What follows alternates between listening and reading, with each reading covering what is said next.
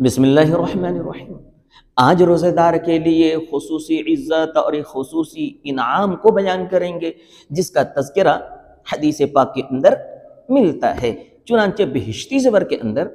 ایک روایت نقل کی گئی ہے جس میں آقا مدنی جناب محمد رسول اللہ صلی اللہ علیہ وسلم ارشاد فرماتے ہیں: اما الرابعۃ فإن اللہ عز وجل یأمر جنتہ فیقول لها استعدی وتزینی لعبادی اوشک ان یستریحوا من تعب الدنیا الى داری وکرامتی۔ اس پوری عبارت کا مفہوم یہ ہے کہ آقا مدنی جناب محمد رسول اللہ صلی اللہ علیہ وسلم ارشاد فرماتے ہیں کہ پروردگار عالم جنت کو حکم کرتا ہے، آرڈر کرتا ہے، اس سے کہتا ہے کہ تو پہلے سے تیار رہ اور میرے بندوں کے لیے زینت اختیار کر کے رکھ۔ قریب ہے کہ میرے بندے دنیا کی تھکاوٹوں سے نڈھال ہو کر، بے دم ہو کر، چورم چور ہو کر، اس نے میرے لیے روزہ رکھا ہے، اس میں وہ تھکا ہے، اس نے تراویح پڑھی ہے، اس میں وہ تھکا ہے، وہ سحری کے لیے اٹھا ہے، اس میں وہ تھکا ہے، وہ پانچوں نمازوں کو،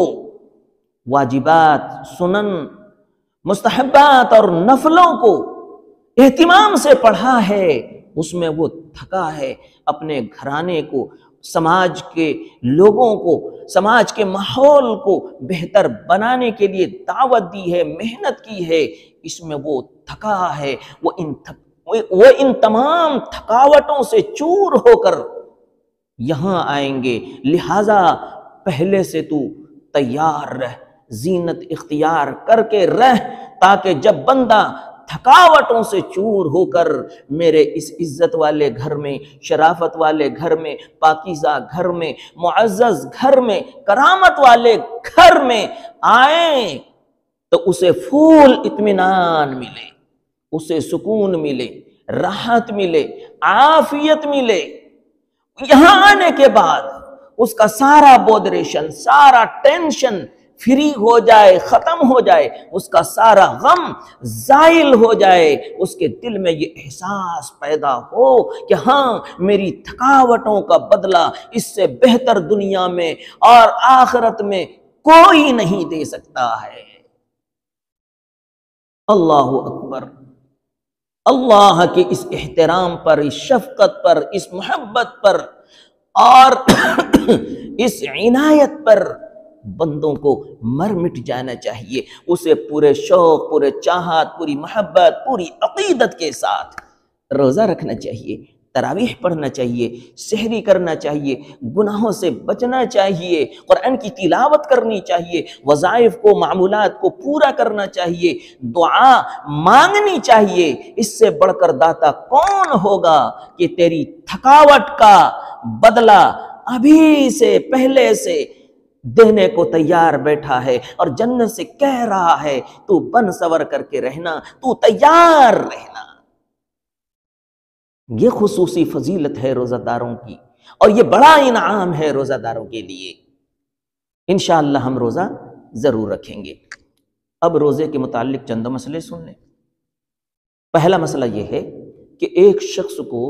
بغیر اختیار کے، کوئی مجبوری تھی بیچارے کو، اچانک وہ اٹھتا ہے اور اسے الٹی ہو جاتی ہے، بھرم الٹی ہو جاتی ہے یا تھوڑی سی الٹی ہو جاتی ہے، تو اس کا روزہ نہیں جاتا ہے، اس کا روزہ صحیح ہے، درست ہے، اس کے روزے میں کوئی خرابی نہیں آئی ہے۔ دوسرا مسئلہ یہ ہے کہ ایک شخص کو الٹی ہونے کو آ ہی رہی تھی، آدھے گلے تک آ گیا اور پھر وہ اپنے آپ اندر لوٹ جاتی ہے، تو اس کا بھی روزہ نہیں ٹوٹتا ہے۔ تیسرا مسئلہ ہے کہ ایک شخص پان کھا کر، گٹکھا کھا کر یا کوئی بھی اور چیز کھا کر سوتا ہے، لیکن وقت ختم ہونے سے پہلے وہ اپنے منہ کو صاف کر لیتا ہے، بہترین طریقے سے صاف کر لیتا ہے، لیکن فجر کے بعد جب وہ تھوکتا ہے تو دیکھتا ہے کہ ارے پان کی سرخی، پان کی لالی یا پان کا کلر یا اس کا اثر ابھی تھوک کے ساتھ نکل رہا ہے، تو اس میں بھی کوئی حرج کی بات نہیں ہے، اس کا روزہ درست ہو جائے گا، اس کا روزہ صحیح رہے گا، اس کا روزہ بالکل ٹھیک ہے اور ٹھیک رہے گا۔ یہ چند مسئلے تھے، انشاءاللہ ہم امید کرتے ہیں کہ آپ کو سمجھ میں آ گیا ہو۔ آپ جہاں کہیں بھی ہوں، اللہ پاک آپ کو صحیح سلامت رکھے، رمضان المبارک کی پوری خیر و برکت عطا فرمائے۔ آپ ہمارے لیے دعا کریں، ہم آپ کے لیے دعا کرتے ہیں کہ اللہ سب کو دونوں جہان کی بھلائی عطا کرے، آمین۔